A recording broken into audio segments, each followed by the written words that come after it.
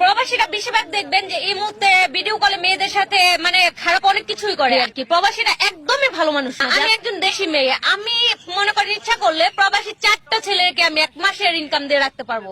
মানে আপনার এত টাকা ইনকাম যে 4টা প্রবাসী আপনি পালতে আমি পারেন? বাংলাদেশে একটা মেয়ে হয়ে যদি এত টাকা ইনকাম করতে পারি, তাহলে ওরা কেন প্রবাসে পড়ে আছে? আপনি সেটা বুঝেন আমায়?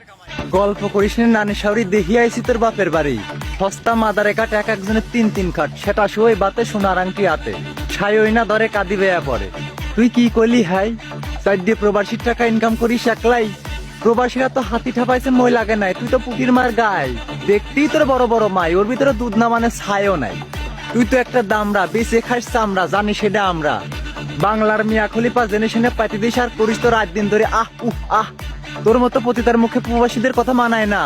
প্রবাসীদের নিয়ে টোল করার আগে 100 বার ভাববি, নইলে তোর বানের পর থাপড় দিয়ে পুটকি অন ডিভিশন চেঞ্জ করে ফেলাবো। খান কি মাগি।